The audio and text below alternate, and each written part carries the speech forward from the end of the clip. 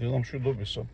ესეთი კარგი ფილმია გადაღებული 94 წელს მე მგონი, ჰოტელი რუანდა, ალბათ ბევრს ნახე აქვს და მან და ესე იგი მე შევისწავლე ახლა ეს ხოტო და ტუცი ამ ორი ტომის განსხვავება. ესე საკურველი სიტუაცია ფაქტიურად ერთი ხალხია, ერთ ენაზე ლაპარაკობს, რელიგიაც ერთი აქვს. ყველაფერი ერთი აქვს, ანუ განსხვავება არის მარტო აი კლასი რა ფაქტიურად ესე გამოვიდა, ანუ სოციალური ფენა სხვადასხვა.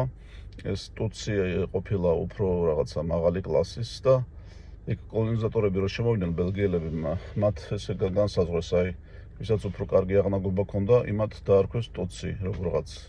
დანარჩენებს ხუტო. აი დაახლოებით რო წარმოვიდგინოთ, რომ ძალიან მაგარი სვეტი და საქართველოში და ისეთი ცოტა გოიმი. ესეთი ტიპის და ამის საფუძველზე მე ტუცის აუღია ესე იგი ხელი ძალაუფლება თანდათან იქ კოლონიზატორების დახმარებით და მართავდა ქვეყანას და მე მათი ეთნიკური წმენდა მოხდა. ანუ ეს ეთნიკური წმენდები და ეს კონფლიქტები, საშინელი კონფლიქტი იყო რუანდაში ყველას გვახსოვს, აფხაზეთის ომის დროს იყო პარალელურად. ესე იგი ეს ეთნიკური წმენდები მარტო იმის ნიადაგზე კი არ არის ეთნიკური ან კიდევ თქვათ რელიგიური ან რაღაცა როგორც აი რელიგიური იყო იმაში რა ქვია ბოსნიაში. ანუ ყველაფერზე შეიძლება ესეთი რაღაცა მოხდეს და მე იქ ერთი მომენტია ეს ხუტურო უკვე დაიწყეს ხოცვა ამ მეორე ხალხის ერთმა იქ ვინც იყო ეს ამბოხებული ფეხით დაარტყა სახეში წაქცეულს. აი ზუსტად გამახსენდა ჩვენთან რომ მოხდა.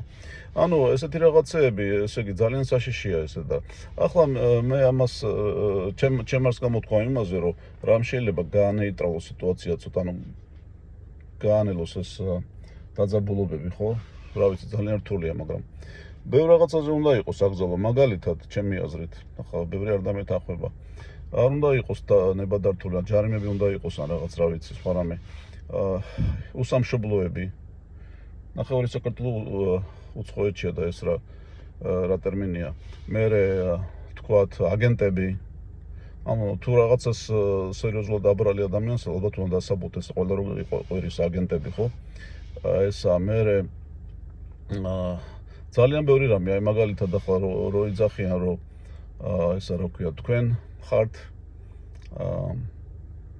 რა ვიცი, აი თქვათ ამასიანთ იყო ხო გადაცემა და ქართული არ გესმის, მოდი მეგრულად გეტყვი. არ არის ეგ სწორი. ვინც არ უნდა თქვას ხელისუფლების წარმომადგენელმა თუ არა ხელისუფლება ამაზე აკრძალვა უნდა იყოს, მე ჩემი აზრით. მე ვთქვათ აი ესეთი რაღაცები, რაღაცა სოციალური ჯგუფის ან თქვათ იქ ეთნიკური ჯგუფის არც ეს არ არის სწორი რომ აი თქვათ იქ რაღაც მარნეულის აზერბაიჯანელებს რაღაცა დასცენიან მარშრუტკით მოვიდა, ამით მოვიდა და ყველა ხარხარებს რა არის მაგარი სასაცილო.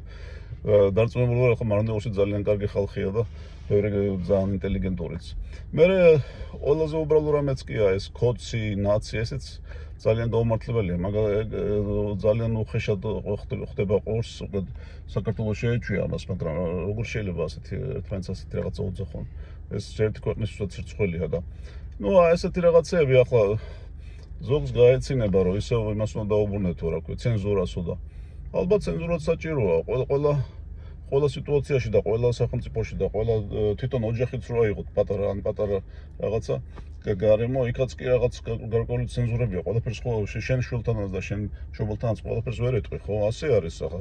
ტელევიზიით რო გადმოდიხარ და იგინები და ილანძღები და უშუალო სიტყვებით ერთმანეთს ლანძღავენ, არ არის ეს სწორი და ეს ყველას ეხება რა თქმა უნდა, ეს არც მართალი პარტია არის მაგაში მართალი და არც სხვები. აი ესეთი რაღაც ალბათ თუ მოგვარდა, მე ალბათ უფრო კარგად წავა საქმე ჩვენი.